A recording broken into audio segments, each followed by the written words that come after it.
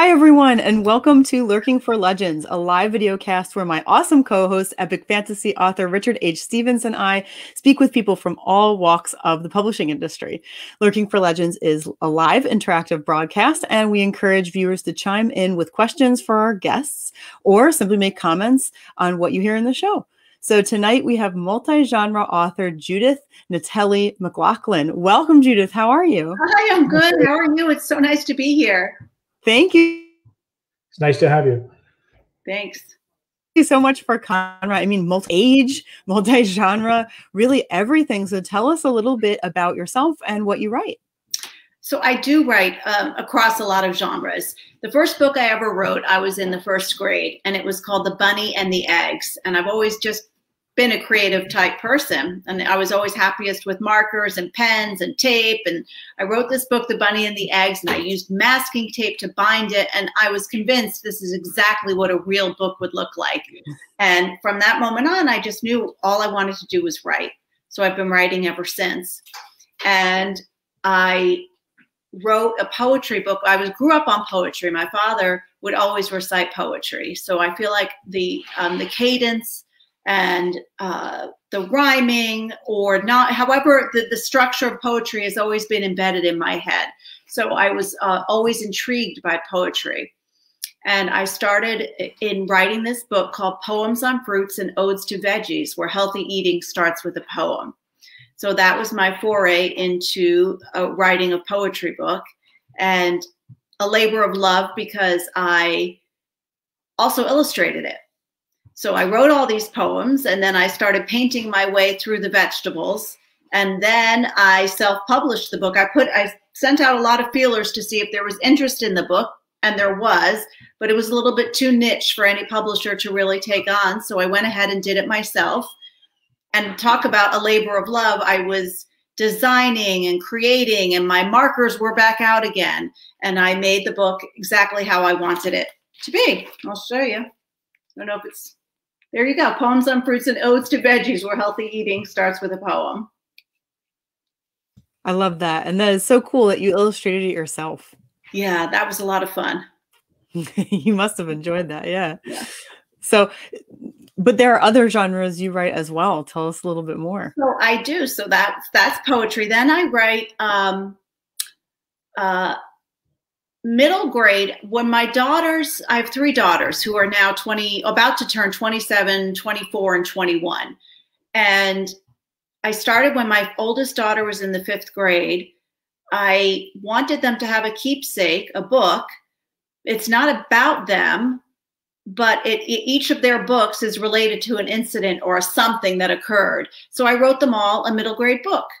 And let's see, Katie's is Dear Diary, E.P. Thompson here, and it's about a girl in 5th grade. And I wrote it because Katie at that time didn't like to read long chapters. So I decided to do diary entries in short, quick chapters. And so that's how it started, and I wrote that one for her. And let's see, then Lindsay came, and her book is actually set in the 4th grade. And it's about what happens when you flip your class around. Like, you don't want to box and bow people. Everyone, there's no geniuses, or there's no nerds, or there's no sporty people. Why can't we just all be friends? And it's called the 4th grade flip. And the main character in this book decides to flip the 4th grade completely upside down. And the girl's a genius, and she fails a test on purpose. And then she helps another girl learn to study. And they kind of all wind up flipping 4th grade and turning it around until it just works for everybody. So I wrote that book for Lindsay. And my daughter Maggie, I wrote a book about a girl who hates to read, because at the time Maggie kept saying, I hate reading, I don't want to read. So I wrote a book with the main character as a girl who hates to read, and she reads A Wrinkle in Time and then gets swept up into that world. So that's how that started, that I wrote the middle grade books. That's so cool. So I see that you have McKenzie Good. Is McKenzie Good after one of your daughters as well, or someone you know, or is that just something you've made up? McKenzie Good is all made up. And that's this is Mackenzie Goode Makes a Mistake. So this is a chapter book. So this genre goes like kindergarten through third grade, I would say. Kindergarten through third grade. I was going to ask you what the difference is between a chapter book and a middle grade book. Yeah, exactly. So a chapter book has to be, it's really short chapters, and it's written for the kindergarten through the third grade crowd. You write, Mackenzie's in the third grade, but you always write it knowing that the kindergartners want to read up and the first graders want to read at a higher level. Not that a third grader wouldn't enjoy the book, because they certainly would, but you want to write it so a kindergartner could get there and think that they're so old and mature reading about a third grader. So that's the chapter book concept. And Mackenzie Goode is always this is my series. So Mackenzie Goode Makes a Mistake is the series title. And then she did, the first one was called A Big One. The second one was called In the Kitchen. And the third one was called On the Basketball Court. So Mackenzie Goode is always making mistakes. And I also, I illustrated these too. Go this way. I illustrated my Mackenzie Goode books as well. So they're a lot of fun. And they are published by a publisher called Anaya Press. And Anaya Press is putting together a homeschooling program, and these books are going to be used in their curriculum. Nice. For the homeschooling. So that's very exciting. That's a big deal. Yeah, really big deal. Very exciting. And the book I was talking about, the fourth grade flip, I am doing edits right now. I'm working with Anaya Press and my editor, Cara Lee Miller, and we are doing edits to the book because that's also going to be used in the curriculum. So what was your secret to get with that press? Was it just a fluke, or? You know what? I got Anaya Press. The actual school board that's picking that up is what I actually meant. Okay, so that one of their authors is putting it together. So one of the authors pitched it to Anaya Press and said, I've got an idea for this. And it was all, was that the question?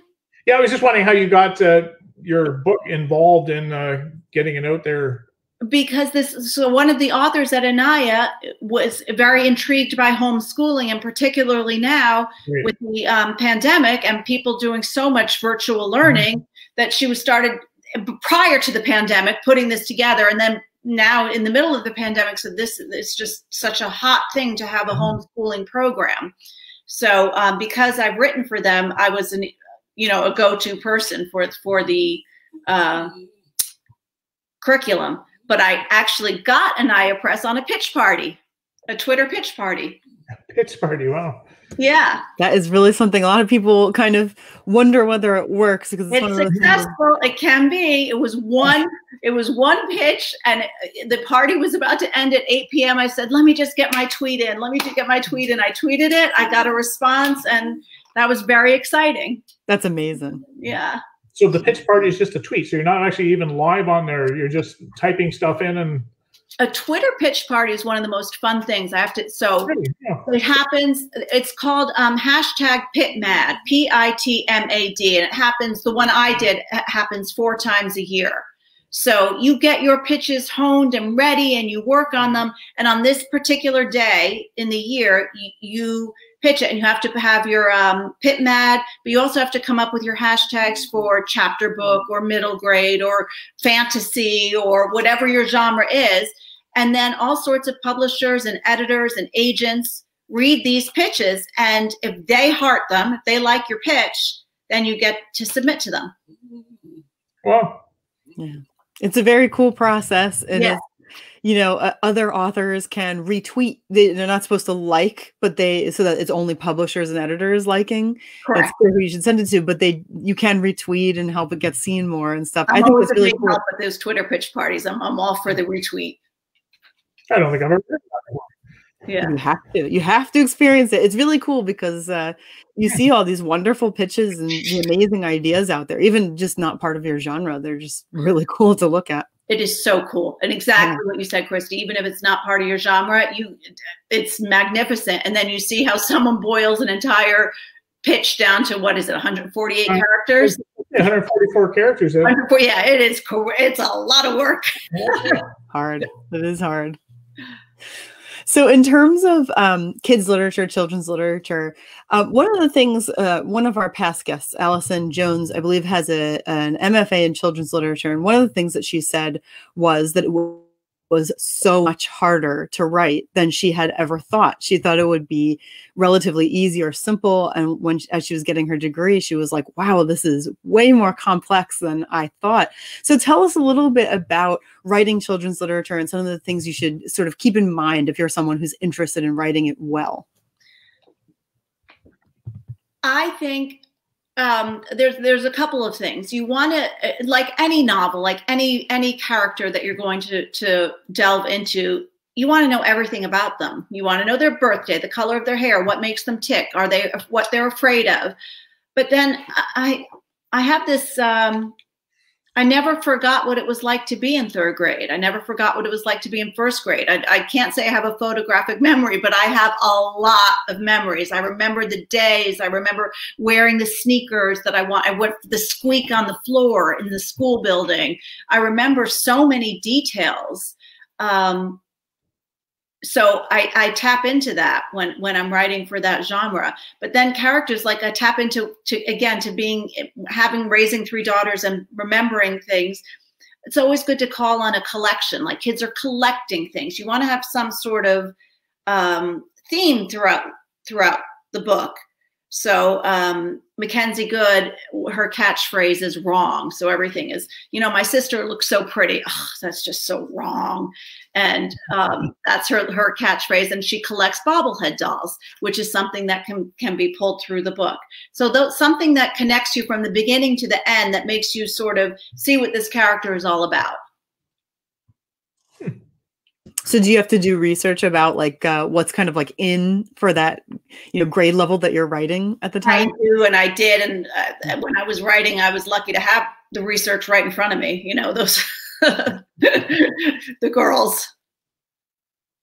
So do you have more plans for the Mackenzie Good series? I have one that I'm working on that's not out yet, but I think Mackenzie Good is going to get on the wrong bus going home. Uh-oh. Mackenzie Good makes a mistake on the bus.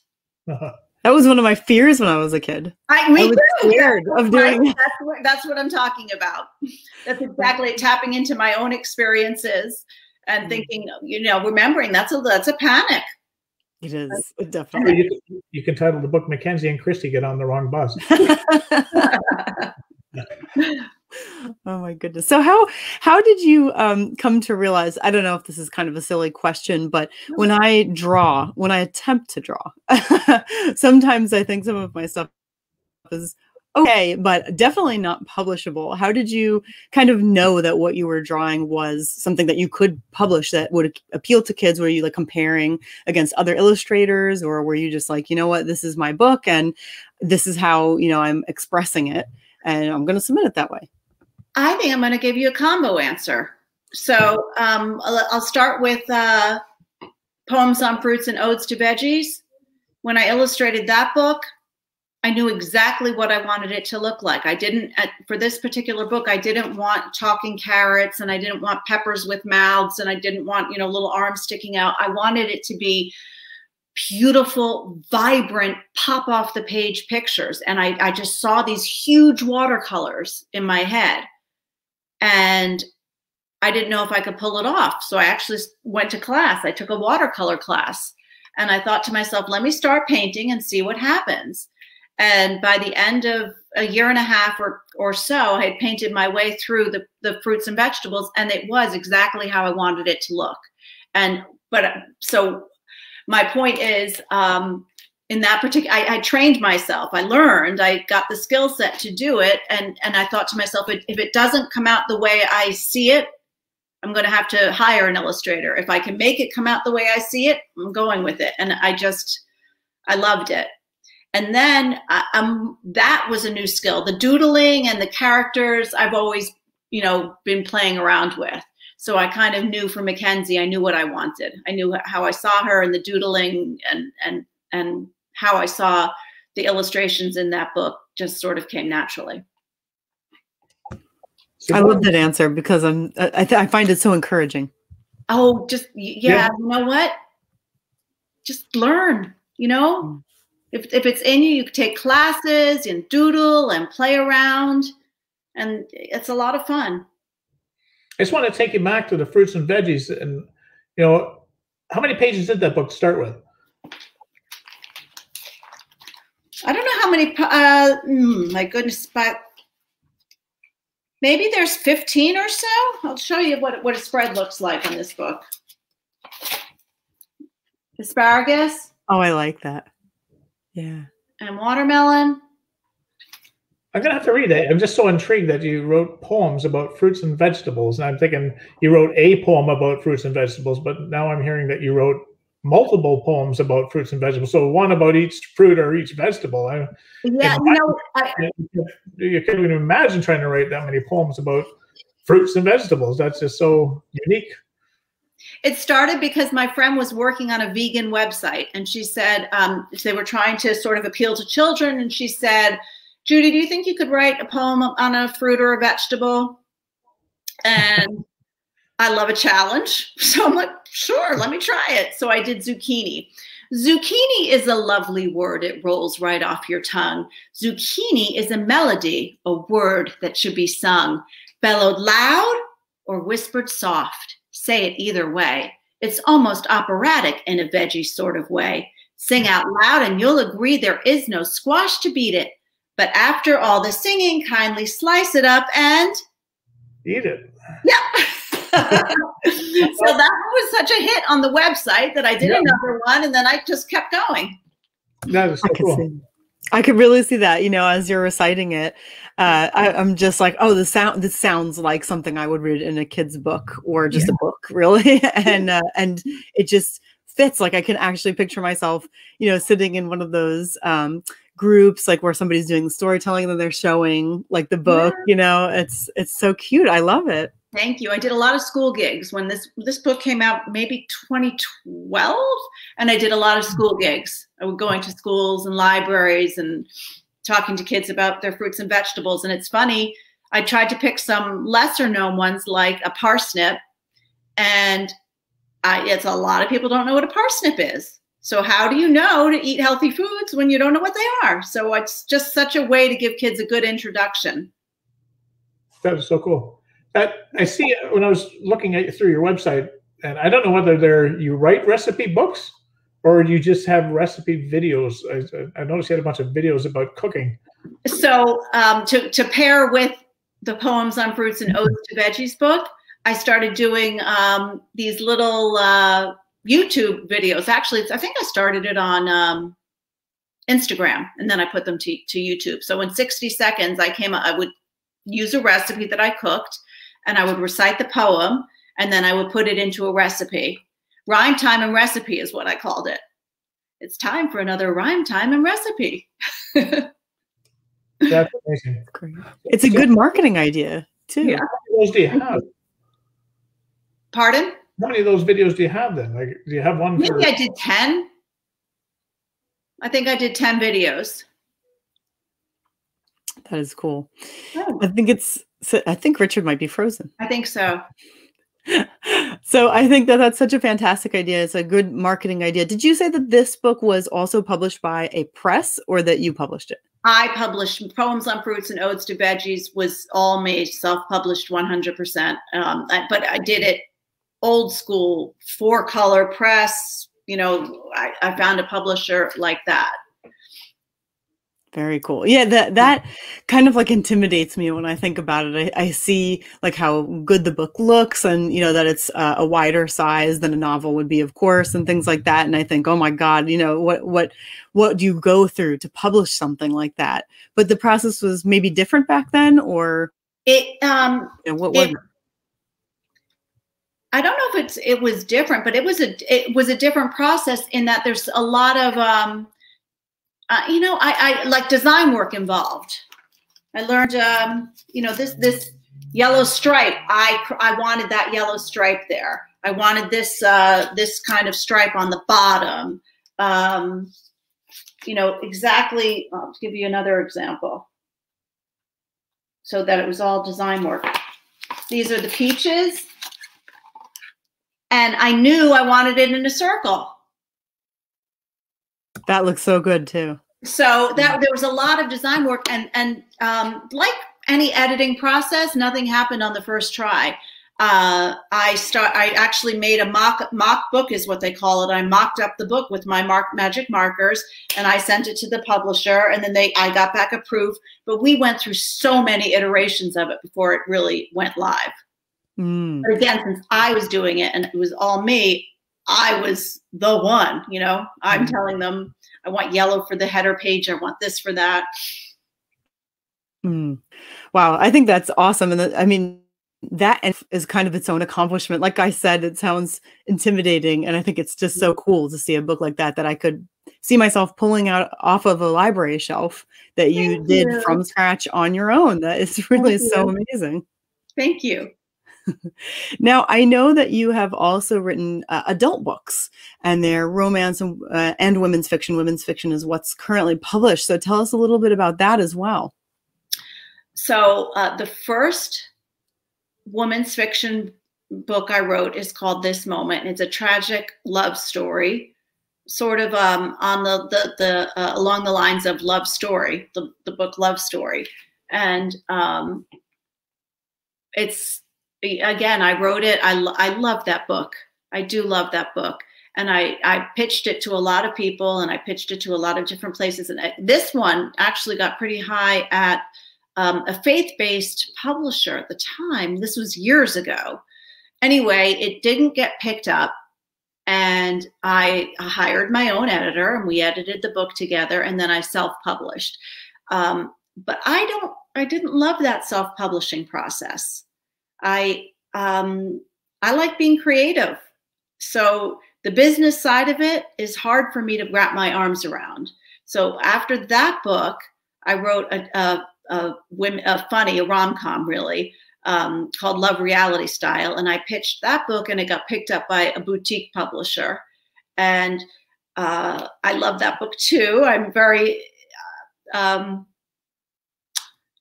love that book, and I wrote a sequel to that book. Not a sequel. Oh, you're back.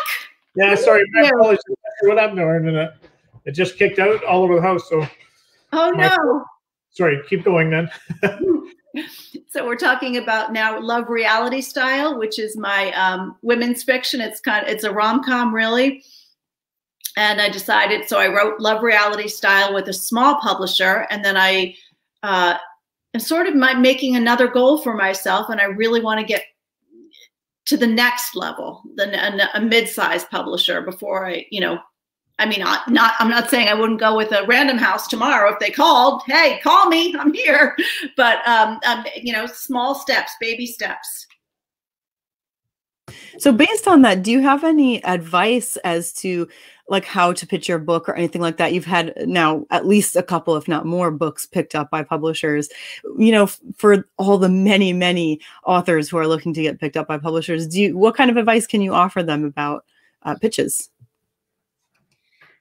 You have to make it tight, really, really tight. And it's different. A pitch for a pitch party is different than a query letter. And I mean, query letters and synopsises, I think are harder to write than the novel itself. It has to be so tight and well done. And there's a form. It's really a form. Your introduction is how many, the genre, the word count, the title, and then you need a little pitch, and then you go into the a paragraph that develops the book. But it has to be almost more intriguing than the first page of your novel in general, because you're catching an agent or editor or publisher's eye in this one-page letter. So it has to be tight and unique. Yeah, that's so true. My last book's over 60 pages, and I cannot stand writing the half-page blurb or whatever that goes in the back, or anything small like that and concise. Right? Oh, it's so difficult. It's harder than the book. I just want to write a synopsis of the book, and that's not what I'm supposed to be doing, really. I'm supposed to be trying to catch the reader's interest and not spoiling anything. And right. Certainly not. It's hard.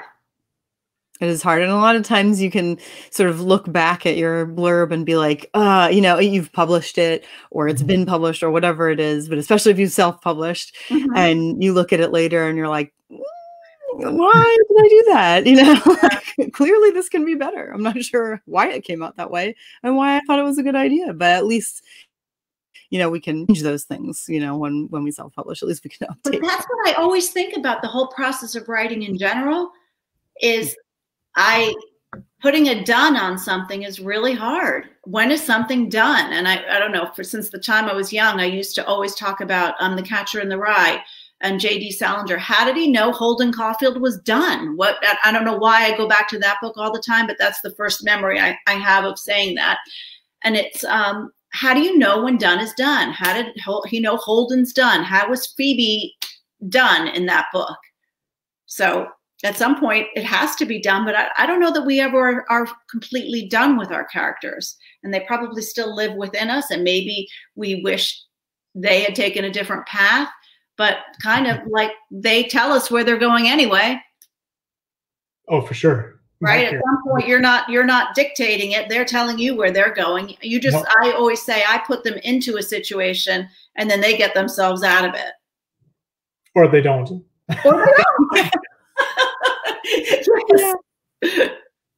That is always shocking. You're like, wait a minute, I didn't see this coming. I know.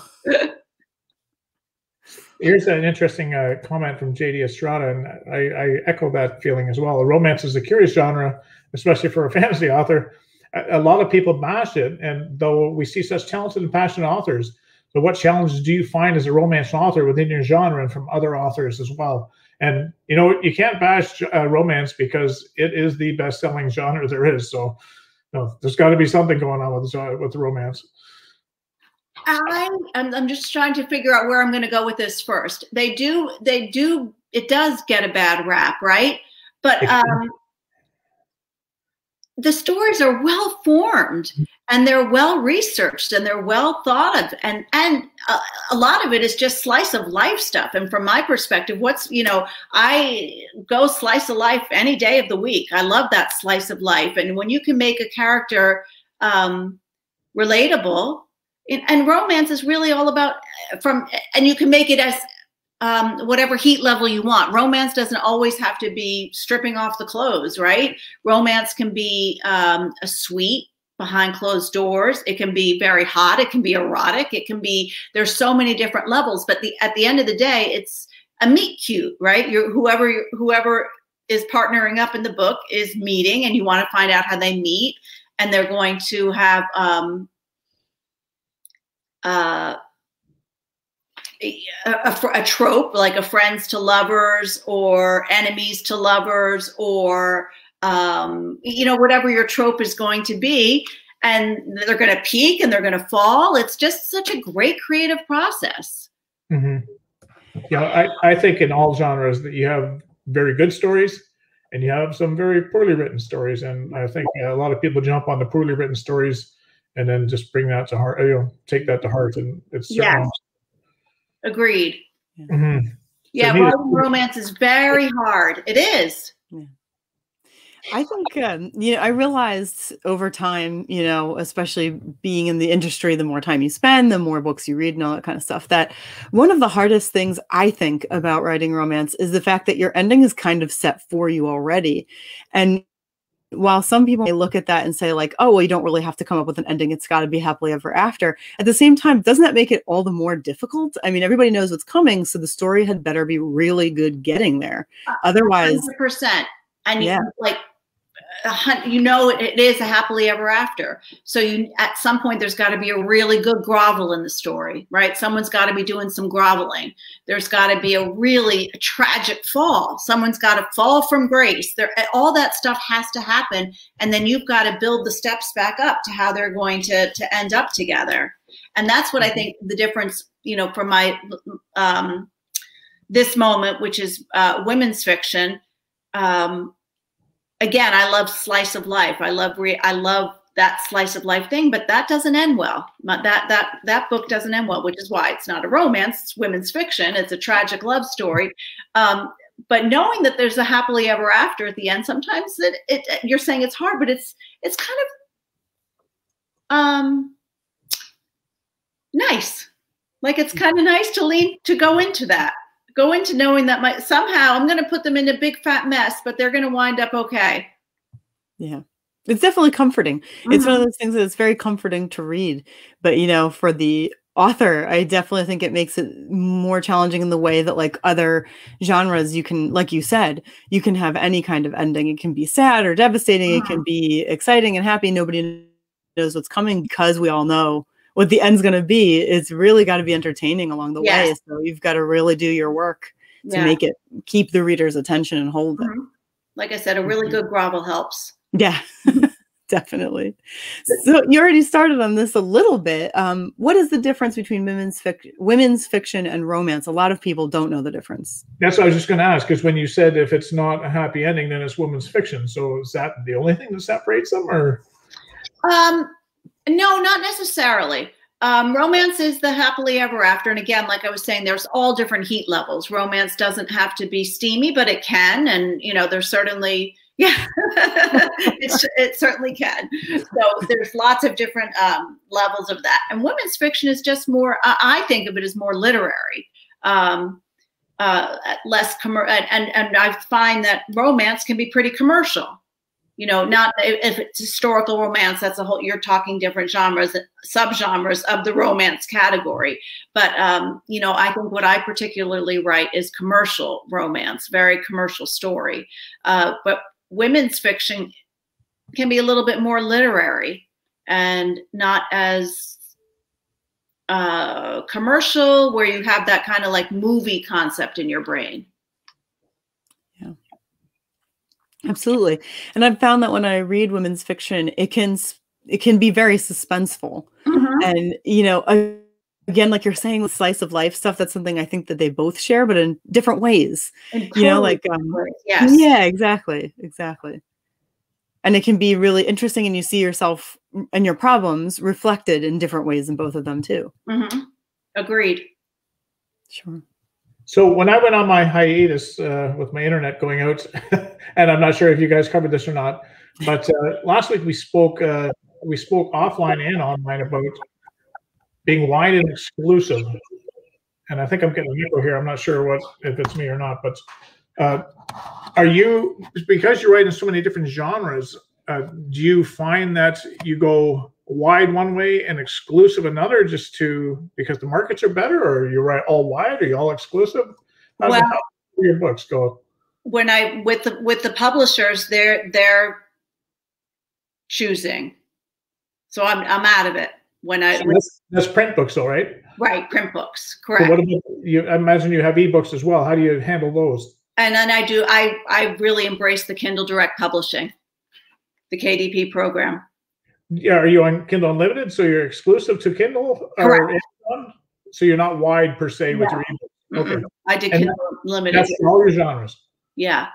Okay. You know, I'm glad you brought that up, Richard, because just today I was listening to I think it was Ally. I think that's the author group I was listening to, and it has Joanna Penn, and I forget the other woman's name, but you can easily find them. And they were just talking today about subscription services. And when I first saw that, the term just threw me with books, because I keep thinking of like the boxes that you get and stuff like that. But actually it's Kindle Unlimited and Kobo Plus, things along those lines. And they were saying that they think that the trend is people are more and more going into things like Kindle Unlimited, so that they just do one purchase and they get as many books as they can read, really. So yeah, it's one of those things where, you know, I know that you're looking to, you know, get a publisher for each of your books and everything, but it's one of those things where it makes you really think before you publish. And I was, I chose that because I feel like to have that Amazon Kindle behind you is pretty powerful. And I feel like they know something, so algorithms that I don't know, and how to get it out there, that like I said, I'm not really good at doing that myself. So I'm turning all that over to them, hoping for the best. Yeah, love them or hate them, Amazon's the biggest fish in the pond. So 100%. So you're kind of it's a good business decision to go with Amazon, for sure. Yeah.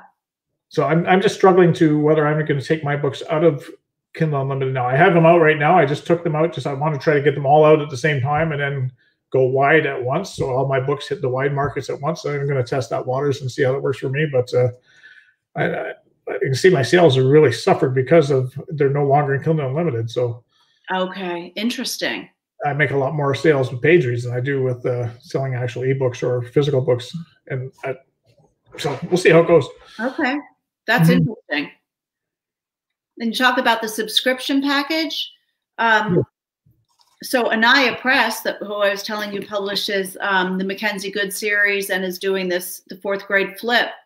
They also do kind of similar to the FabFitFun box or the Ipsy makeup box. They do a subscription box, but I don't think that's what you were talking about. Subscription. No, I was just saying all my books right now, they were in Kindle Unlimited. So my ebooks are all exclusive to Amazon. Yeah. I'm pulling them out so I can go on to Kobo and Apple and Google and all that. And get them out to everybody. No, but exactly. Christy was talking about the subscription box. Yeah, I was mixing that up when Ally was talking about subscriptions for books, subscription services. And I was like, I haven't heard, I don't usually hear Kindle Unlimited referred to that way. I just hear Kindle Unlimited, you know? And then when I heard subscription, I was like, is this a box we're talking about? I think those are really cool, the subscription boxes. So they think the publishers are doing that too. So every month you can get a mystery box or a romance box or a kids box. And they're tapping into that whole FabFitFun box concept. That is really cool stuff, I think. Yeah. It's hard to market. Yeah. There's so many different ways. It makes your head spin. Yes, that's right. That's right. So I saw on your blog that you had written something about writing. I don't know if you actually did do this year, but you were talking about doing some kind of a sort of like a challenge, also New Year's resolution about writing 52 letters a year, which is 1 letter a week. 52 letters. I can't believe you saw that. Yes, I'm doing it. I think are we 12 weeks in the year? So I've written, I'd have to go get my notes, but every week it's called 52 letters. And so it all started, I have this friend I've been friends with for over 40 years, right? We went to college together, and it was in the summertime I had written her a letter, because that's what we did back then. You wrote letters when you were away from college, you know, you're home for the summer, we wrote a letter. She saved this letter and she found it as she was cleaning out her house, and she called me and read the letter to me, and I'm crying, laughing. It is so funny. And just to put yourself back into that 18-year-old girl writing this letter, we were just crying with laughter. And we said, nobody writes letters anymore. Why doesn't anyone write letters? So I said, I'm going to do this challenge, 52 letters, and I'm going to connect with people I don't really connect with anymore. Not for any reason, then it's just sort of faded out. So friends and family that I don't see that often, I have been writing 1 letter a week to people, and it's been a lot of fun. It has been so much fun. And let me think, I've gotten, I said 12, probably 7. I did it not thinking I would get responses, and not putting a lot of thought into what would come back, but more about what I was putting out, and just this whole connecting thing. People have been loving it. I've been getting such nice feedback. Oh my God, this made my day. I didn't get a bill. This was so funny. It's so good to hear from you. Really a lot of fun, this project. That is really nice. So like, has that, made you think differently at all in terms of writing? I know that it's more about correspondence and, different ways of communicating with people and all that, but has it impacted your writing in any way? I think it has. I think it's, because I tend to be a very talky writer. Like I write as if I write letters like I'm speaking. I write books like I'm speaking. I try to, that deep point of view, get it out there. So yes, I think it helps with dialogue and thoughts and what's going on in people's heads. And that is something that people have got, when they get back to me, they said, I feel like I was just talking to you on the telephone. That is nice. That is really nice. We should have like a writer's circle that does that or something. I love it. That'd be fun. That's awesome. That reminds me when I used to write letters, and it was just, you can put so much fun and energy and everything else in them, and so much love and care. And that just seems, for some reason, I don't know why an email is any different, but it just doesn't get in there. Like when you write an email, you're just trying to get a point across quick and get it out there and hope that you're not misconstrued, right, and they take the email the wrong way and all of a sudden react differently. But the letter, it just seems it comes from your heart, whereas an email. There's nothing more exciting to get something in the mail that's not like a bill or a pamphlet. You're opening up and you see the return address and you're like, McLaughlin? What? It's just a lot of fun. For sure. And if somebody actually took the time and cared enough to actually sit down and write me a letter. And, yeah. So that's awesome. There's something we should all do more of, for sure. It's been a good experience. Yeah, I bet. So what's new and what's coming up soon in the world of Judy McLaughlin?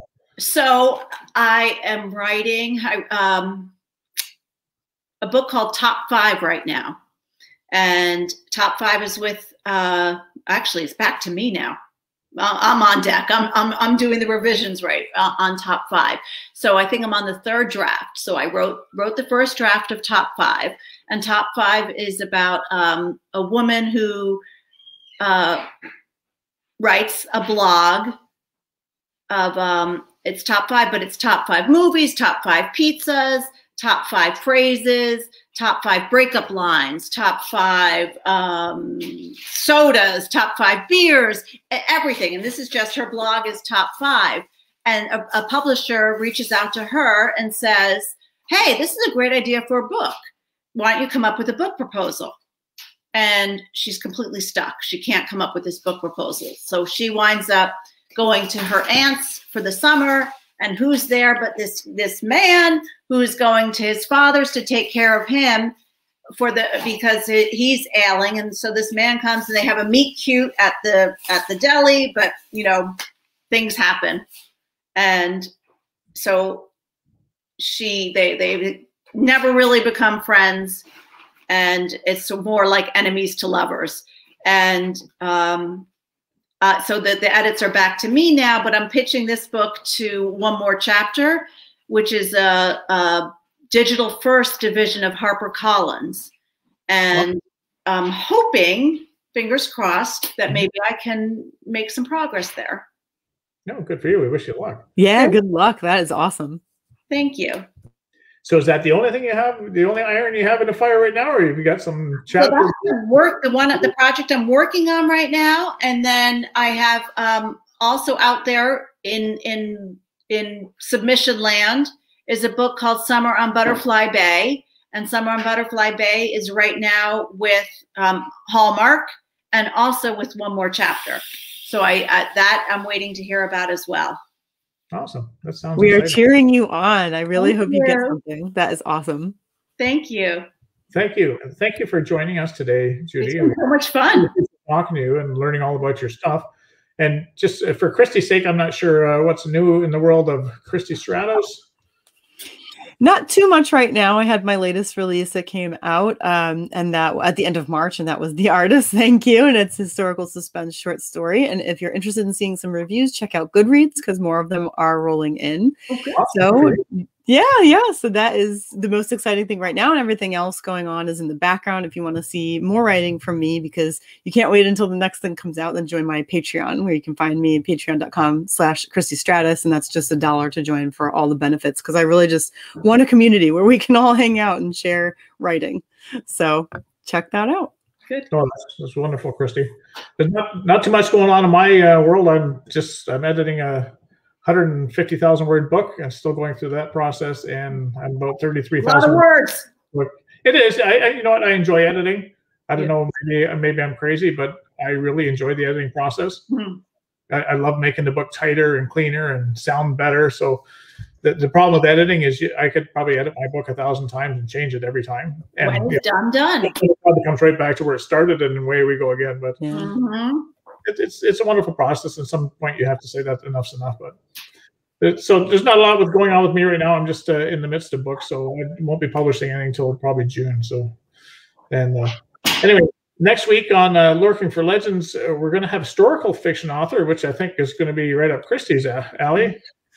Margaret Pinard. Margaret describes herself as a soul from the 19th century who finds it easiest to disguise herself by drinking tea, writing historical fiction, and popping off to the British Isles for research. So Should be a lot of fun next week. So tune in for Looking for Legends, 8 o'clock Tuesday next week, and we'll speak with Margaret Bernard. And until then, I hope everybody stays safe and has an amazing week. Take care. Thank you. Bye-bye. You're welcome.